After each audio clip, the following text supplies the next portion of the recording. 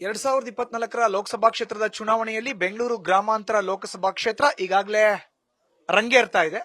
ಖುದ್ದು ಅತಿ ಸೂಕ್ಷ್ಮ ಪ್ರದೇಶಗಳಲ್ಲಿ ಇದು ಒಂದು ಅನ್ನೋದು ಬಿಜೆಪಿ ನಾಯಕರ ಮಾತು. ಯಾಕೆ ಇದ್ರ ಬಗ್ಗೆ ಮಾತಾಡಲಿಕ್ಕೆ ನ್ಯೂಸ್ ಫಸ್ಟ್ ಜೊತೆ 2019 ಲೋಕಸಭಾ ಕ್ಷೇತ್ರದಲ್ಲಿ ಬೆಂಗಳೂರು ಗ್ರಾಮಾಂತರ ಲೋಕಸಭಾ ಕ್ಷೇತ್ರದ ಅಭ್ಯರ್ಥಿಯಾಗಿದ್ದಂತ ಅಶ್ವಥ್ ನಾರಾಯಣ್ ಗೌಡ್ರ ಇದ್ದಾರೆ. ಅವ್ರನ್ನ ಮಾತಾಡ್ತೀನಿ. ಮೊದಲನೇದಾಗಿ ಅಶ್ವಥ್ ನಾರಾಯಣ್ ಗೌಡ್ರೆ, ಈ ಬಾರಿ ಪ್ಯಾರಾಮಿಲಿಟರಿ ಫೋರ್ಸ್ ಅನ್ನು ತರಬೇಕು ಕ್ಷೇತ್ರಕ್ಕೆ ಅನ್ನೋ ಒಂದು ಪ್ರಸ್ತಾವನೆ, ಬೇಡಿಕೆ ಯಾಕೆ? ಅತಿ ಸೂಕ್ಷ್ಮವಾದಂತ ಪ್ರದೇಶಗಳಲ್ಲಿ ಅದು ಒಂದ, ಹೇಗೆ ನೀವು ನೋಡಿದ್ದೀರಾ?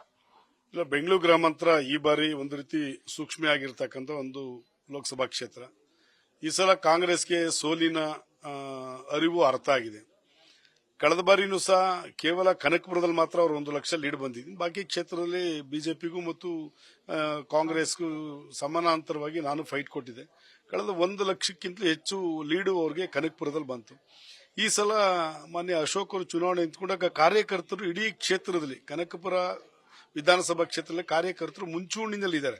ನಾವು ಸೋತಿರ್ಬೋದು ಅಸೆಂಬ್ಲಿನಲ್ಲಿ, ಆದರೆ ಕಾರ್ಯಕರ್ತರದ್ದು ಟೀಮ್ ಪಡೆ ನಿರ್ಮಾಣ ಆಗಿದೆ ಸರ್. ಮತ್ತೆ ಜೆಡಿಎಸ್ ನಮ್ಮ ಜೊತೆ ಸೇರೋದ್ರಿಂದ ಈ ಬಾರಿ ನಾನು ಕಳೆದ ಬಾರಿ 6,73,388 ಓಟ್ ನನಗೆ ಬಂದಿತ್ತು. ನನಗೂ ಅವ್ರಿಗೆ 1 ಲಕ್ಷ ಚಿಲ್ಲರೆ ಡಿಫರೆನ್ಸ್ ಇತ್ತು ಅಷ್ಟೇ. ಆದರೆ ಈ ಸಲ ಜೆಡಿಎಸ್ ಬಿಜೆಪಿ ಅಲಿಯನ್ಸ್ ನಾವು 11 ಲಕ್ಷ ಓಟನ್ನ ನಾವು ಕ್ರಾಸ್ ಮಾಡ್ತೀವಿ. ಯಾವುದು assembly election 2023 assembly election JDS BJP count ಮಾಡಿದಾಗ 11 ಲಕ್ಷ ನಾವು ಓಟನ್ನ ಕ್ರಾಸ್ ಮಾಡ್ತೀವಿ. ಹಿಂಗಾಗಿ ಅವರ ಸೋಲಿನ ಭಯ ಅವ್ರಿಗೆ ಕಾಡ್ತಾ ಇದೆ. ಯಾವ ರೀತಿನಾದ್ರೂ ಗಲಭೆ ಎಬ್ಬಿಸಿ ಒಂದು ಸೂಕ್ಷ್ಮ ಪ್ರದೇಶಗಳಲ್ಲಿ ಗಲಾಟೆಗಳನ್ನು ಮಾಡಿ ಕಳ್ಳು ಓಟುಗಳನ್ನು ಮಾಡ್ಕೋಬೇಕು ಅನ್ನತಕ್ಕಂಥದ್ದು ಅವ್ರ ಮನಸ್ಸಲ್ಲಿದೆ. ಆದ್ರಿಂದ ಪ್ಯಾರಾಮಿಲಿಟರಿ ಫೋರ್ಸ್ಗೆ ನಾವು ಒತ್ತಾಯ ಮಾಡ್ತಾ ಇದ್ದೀವಿ. ಒಂದು ರೀತಿ ಶಾಂತ ರೀತಿಯಲ್ಲಿ ಚುನಾವಣೆ ಆಗಬೇಕು, ಮುಕ್ತ ಚುನಾವಣೆ ಆಗಬೇಕು ಅನ್ನತಕ್ಕಂಥದ್ದು ನಮ್ಮ ಒತ್ತಾಯ ಏನಿದೆ.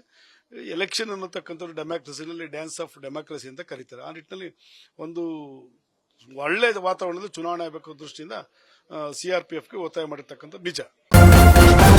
ನ್ಯೂಸ್ ಫಸ್ಟ್, ನಿರ್ಭೀತಿಯಿಂದ ನಿಮ್ಮ ಪರವಾಗಿ.